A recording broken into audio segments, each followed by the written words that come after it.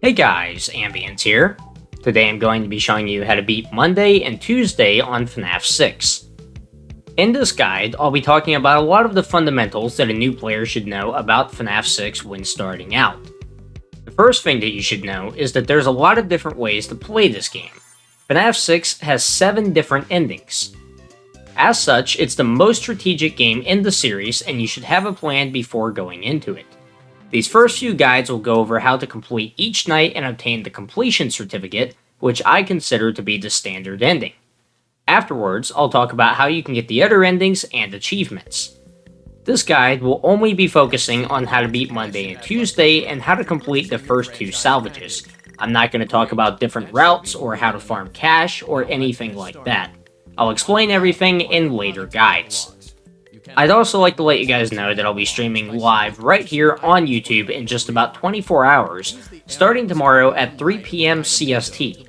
I'm going to be playing a lot of FNaF, explaining how to beat various nights, and talking about some of my future plans. Be sure not to miss it.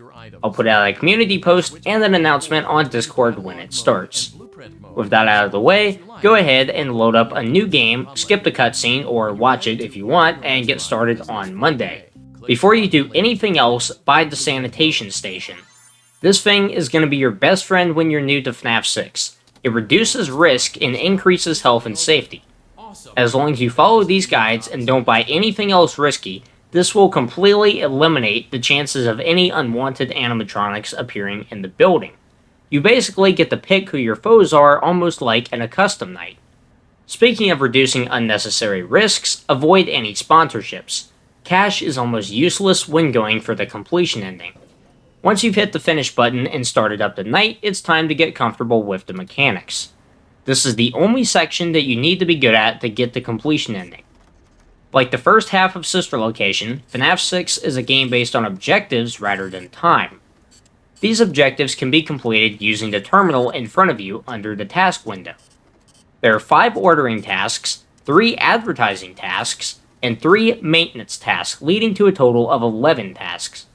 All 11 tasks must be completed before you can finish the night. It's important to remember that the night doesn't end when the last task is completed. Instead, you must click the log out button that appears near the bottom of the task window. Advertising tasks take the longest to complete, so it's best to get them out of the way quickly. After that, move on to maintenance tasks, and finally, ordering tasks. You'll also have access to 3 systems: the motion detector, the audio lure, and the silent ventilation.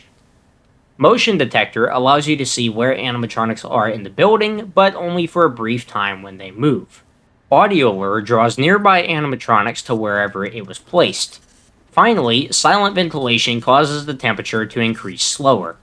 You can also turn to the left or right and shine the flashlight down a vent. This will repel any animatronic in the vent, but it has a chance to fail if the terminal and fan are making noise. Speaking of that, you can also turn off the terminal or fan to reduce noise. Turning off the fan will cause the temperature to rise faster, while turning off the terminal will interrupt any tasks that are currently being done. The temperature isn't a huge problem, but if it reaches 120 degrees, you'll faint and get an instant game over. As long as you keep it below 120, you'll be fine. As long as you didn't buy the ball pit, there will be no animatronics active on the first night. You can sit here as long as you want without any risk of getting killed. If you're new to FNaF 6, don't rush, mess around a little bit, and get comfortable with how everything works. Once you're satisfied, blitz through your tasks and log out. Once you finish the night, you'll enter the salvaging phase. Tonight, you'll be tasked with salvaging Molten Freddy. You'll have the option to throw him out or salvage him. The completion ending involves beating Saturday with all 4 animatronics in the building, so you'll want to proceed with the salvage. It's important to remember that, even if you fail to salvage, the animatronic will still enter the building like normal. However, we're going to try to complete the salvage anyway. You'll get $500 to spend on upgrades, and you avoid an unnecessary jump scare too. During the salvaging phase, 5 audio prompts will play, each one longer than the last. When an audio prompt finishes, you'll have to raise and lower the checklist to document the animatronic's reaction. Contrary to popular belief, the animatronics won't actually move during the audio prompt, only while you're looking at the checklist. You also don't have to actually select an option on the checklist, so just flip it up and down as quickly as possible. Be sure to wait until Henry finishes talking, or it might not count. Each animatronic has 3 different positions that can be used to determine how close they are to attacking. Here are Molten Freddy's positions, ordered from least hostile to most hostile. When an animatronic is in stage 1 or 2, there's no need to worry. If they reach stage 3 though, you should shock them immediately. Don't hesitate at all. Being able to differentiate between positions is absolutely crucial. There's actually a second condition for the animatronic to attack that makes this phase more complex. Every now and then, there's a chance that an audio cue will start playing, and if the animatronic isn't quickly shocked, they'll attack. This noise is different for each animatronic. For Molten Freddy, it's a sort of clicking or scraping sound. I couldn't find an audio file for this, really sorry about that, but you should be able to make it out if it happens. It's important to pause the tape for a few seconds in the middle of audio prompts to listen for this sound. I was just being really impatient during this gameplay and easily could have died. Also, be sure not to shock the animatronic more than 3 times as it will drastically reduce the salvage value. If you shock 3 times, just don't shock again and hope for the best. If you get jump scared, that's okay. That's about all for the salvage phase. Just memorize the animatronic's positions, pay attention, and pause the tape every now and then to listen for sound cues. Going into Tuesday, you actually don't have to buy anything at all. This eliminates the risk of another animatronic getting in early. Just go ahead and start up the night. If you completed the salvage, you should have enough cash to buy an upgrade. Click on the equipment section and grab the first upgrade. Upgrades will make tasks faster and quieter, which is a massive help. From this point onward, you'll be following this strategy. While other strategies can certainly work for this night, what I'm about to tell you is the optimal strategy for nights with multiple animatronics, and it's best to learn it sooner rather than later. At the start of the night, turn on silent ventilation, get started on an advertising task, and turn off the fan. The fan creates a ton of noise, and this is going to get you killed a lot.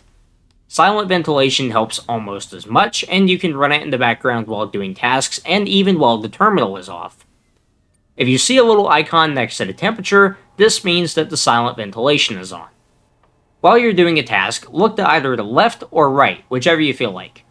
Be sure to listen for something banging around in the vents. Turn up your volume and wear headphones. If you hear banging in the vents, shut off the terminal and turn to that side. Start a count of 8 seconds and keep listening. If you hear banging in the vents again, reset that timer. Once you haven't heard anything for 8 seconds, turn the terminal back on, wait an extra second for it to boot back up, then turn back to the terminal and start a task again. If you're really worried, you can turn on the motion detector real quick to check where Molten Freddy is. Just be sure to turn silent ventilation back on before starting a task. I recommend shutting the terminal off after completing a task and waiting for a few seconds. This will allow you to hear noises in the vents more clearly, and just be sure that he's not there. If Molten Freddy isn't nearby when you turn the terminal back on, you can also run the fan for a few seconds to get the temperature back down. Just be sure to only do this for a few seconds, or you could get jumped very quickly. If you aren't worried about temperature and really want to rush out tasks, you can figure out where Molten Freddy is using the motion detector, then put the audio alert on him while you do 2 tasks instead of 1. This is a bit risky, but it is faster. As long as you follow this pattern, you should be fine. Be patient and don't panic. Once you finish your task and log out, get ready for the second salvage. Now, Scrap Trap is very similar to Molten Freddy. Get through 5 audio prompts, don't shock him more than 3 times, and pay attention to his position. Here are all 3 of his positions. There's one major difference, and that's the sound that plays when Scrap Trap is about to attack. Instead of a clicking sound, it's a heartbeat. This actually happened during my gameplay, so I'll go ahead and play that sound effect now. If you hear this at any point, shock Scrap Trap immediately. Remember to pause the tape every now and then to listen. Again, if you shock Scrap Trap 3 times already, just don't shock him again no matter what. That's what I did here, and it worked. Well, that's all for now. Follow these instructions, and you'll be off to a great start on your quest to obtain the completion certificate. I'll be making guides for the Eder Knights as well as the Eder Certificates soon. Remember, I'll be streaming on YouTube just 25 hours after this guide goes up. Hope to see you there. With that being said, thank you guys for watching this guide. I hope it helped you, and I'll see you in the next one.